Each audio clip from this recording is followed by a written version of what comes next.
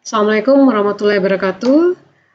Kali ini Ibu akan menjelaskan tentang fungsi dari perkerasan lentur.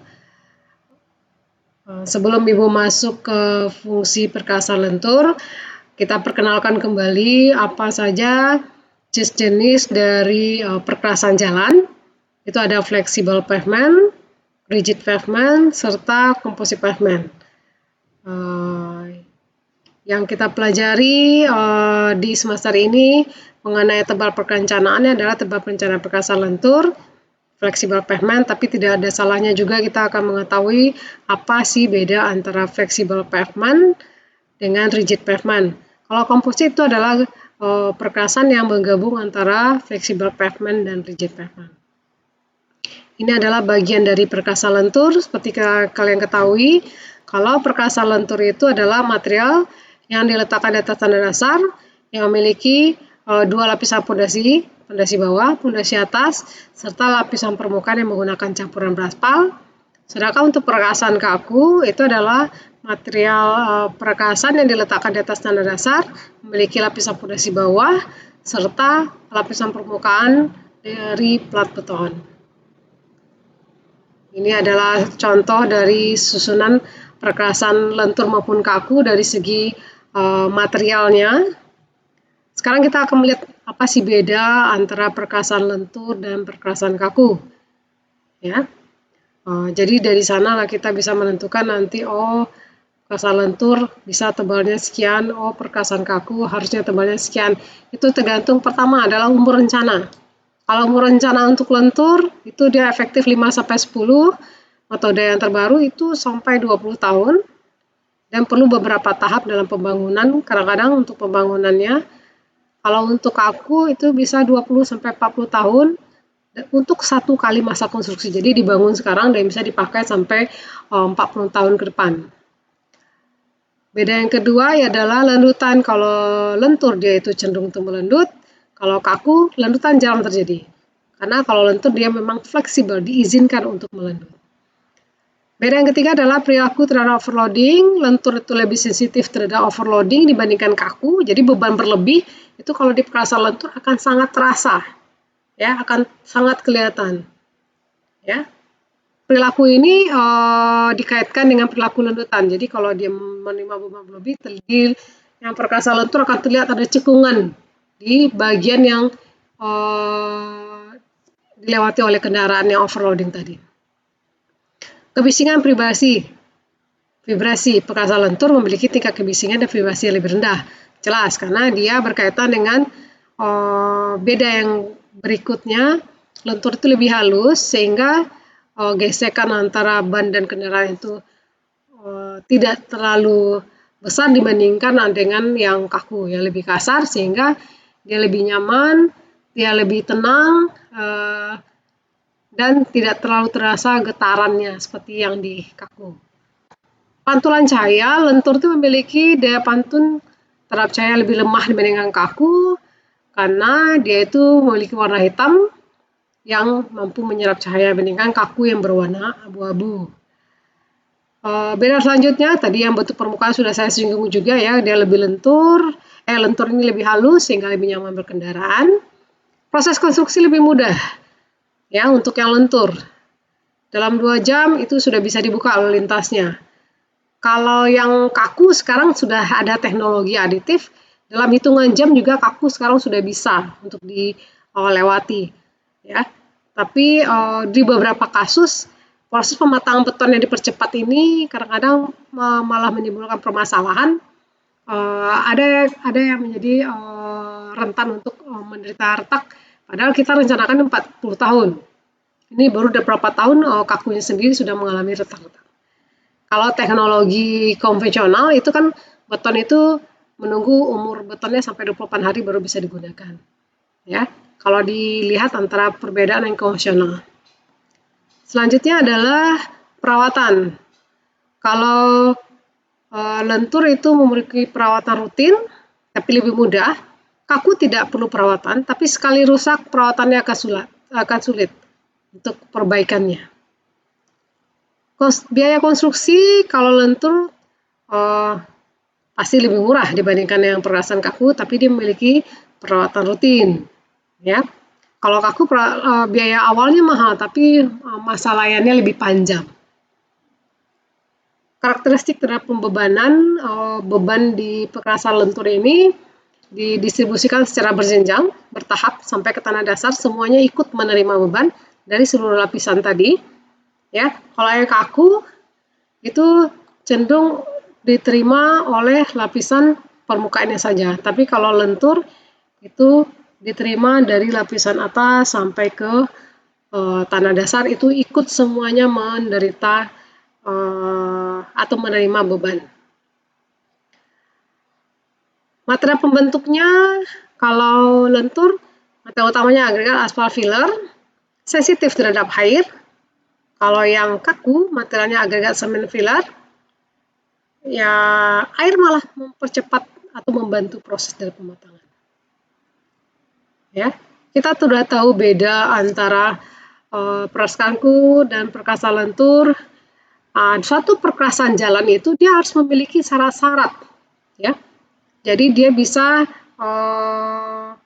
digunakan dari sisi fungsionalnya, dari segi strukturalnya, dia harus memiliki syarat-syarat. Pertama itu dari segi fungsional atau dari segi kita sebagai pengguna lalu lintas, kita ingin merasakan jalan itu permukaannya rata, tidak bergelombang, tidak melendut, tidak berlubang. Itu keinginan kita. Makanya jalan harus memiliki persyaratan ini, persyaratan fungsional.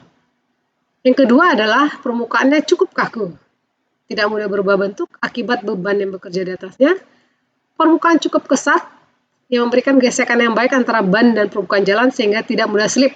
Jadi kalau kita berkendaraan, jangan sampai jalan itu licin, ya, tidak memberikan gesekan yang baik antara ban kendaraan kita, ya, dan itu akan membahayakan bagi pengemudi nantinya kalau misalnya jalan itu licin. Selanjutnya adalah permukaan tidak mengkilap, tidak silau jika kena matahari. Ya, ini dari segi kita ya sebagai pengguna lalu lintas, keamanan dan kenyamanan berlalu lintas yang kita persyaratkan di sini. Kalau dari segi struktur dari perkerasan itu sendiri, dia harus memiliki ketebalan cukup. Nah, ini yang kita rancang di sini. Berapa sih ketebalan yang cukup sehingga dia bisa memikul beban lalu lintas? Ya. Selanjutnya adalah kedap terhadap air. Dia harus cukup kedap. Jadi air yang jatuh ke atas badan jalan itu harus bisa dialirkan secepatnya ke saluran samping sehingga tidak mudah meresap ke lapisan yang di bawahnya.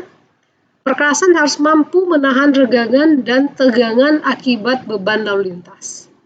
Permukaan juga harus cukup kaku sehingga tidak mudah berubah bentuk, ya, atau terjadinya deformasi yang berarti atau tidak mudah mengalami retak akibat beban lalu lintas.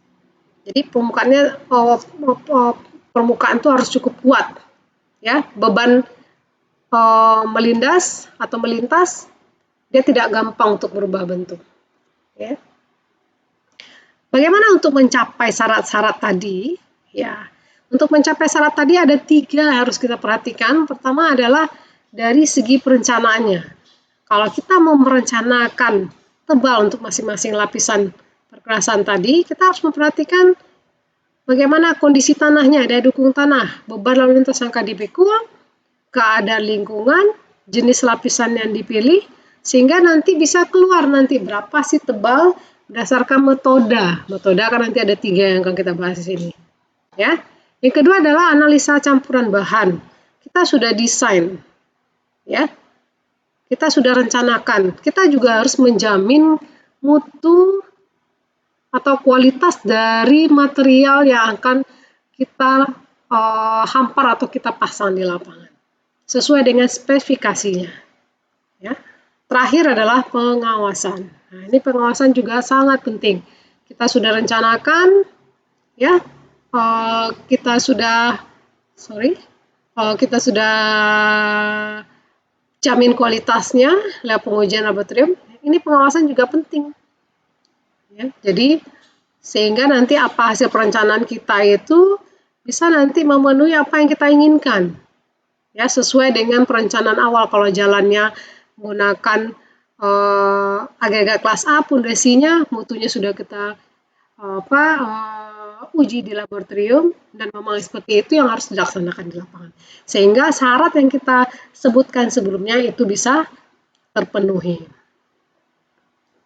Kalau kita melihat dari distribusi beban yang akan diterima, ya, yang terjadi di suatu susunan perkerasan lentur, itu terlihat kalau beban yang yang ada itu diterima pertama kali oleh lapisan permukaan,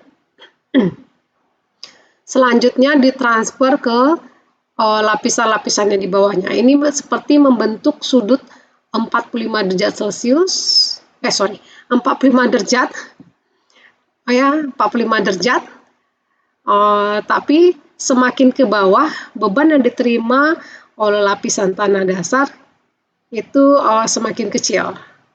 Ya, beban terbesar diterima oleh lapis permukaan.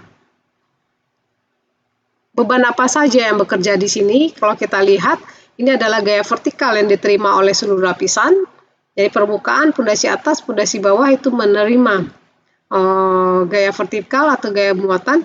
Gaya gesekan antara ban dan permukaan jalan itu adalah gaya horizontal, itu diterima oleh permukaan saja.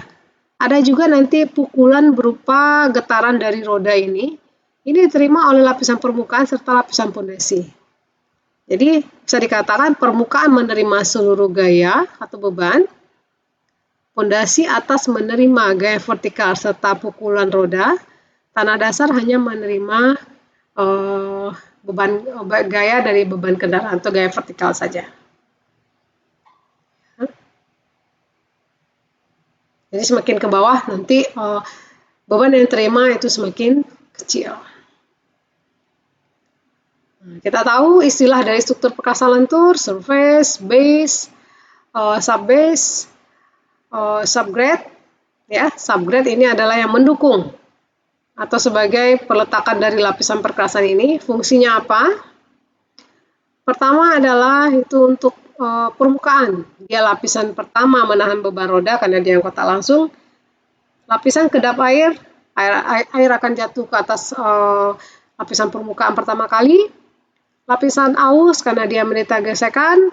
Lapisan yang menyebarkan beban ke lapisan di bawah, ya, dia transfer beban dari kendaraan ke lapisan pondasi atas. Dia juga memberikan rasa aman dan nyaman kepada pemakai dari bentuk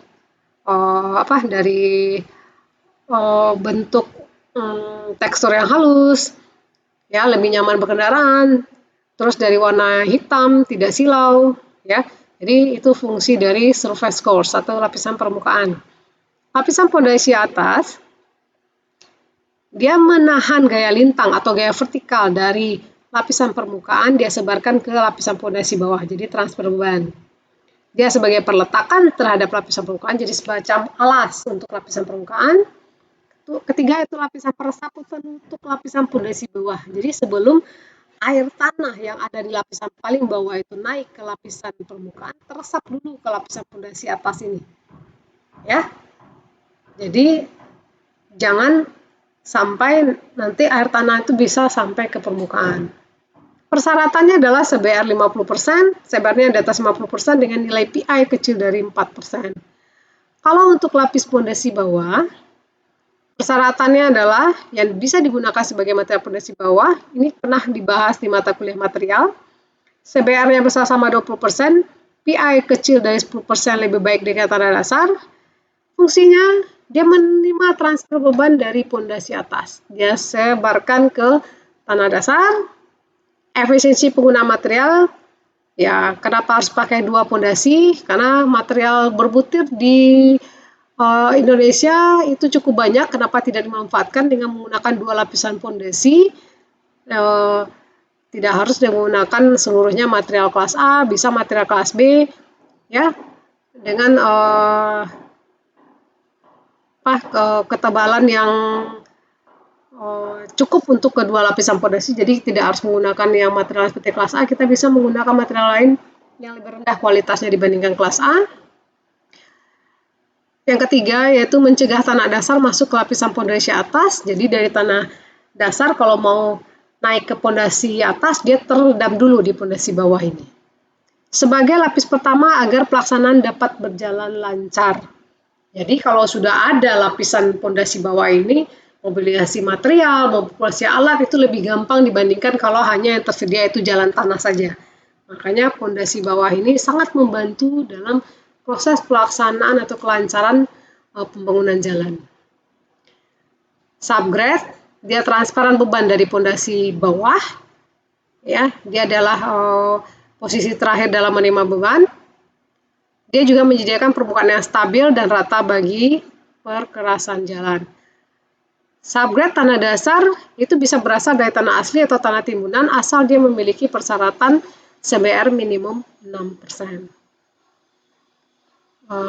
Ini adalah jenis-jenis material yang digunakan untuk masing-masing lapis. Kalau surface ada lapisan kerikil, penetrasi makadam, burtu, burda, lataston, laston. Nah, ini jenis-jenis lapisan.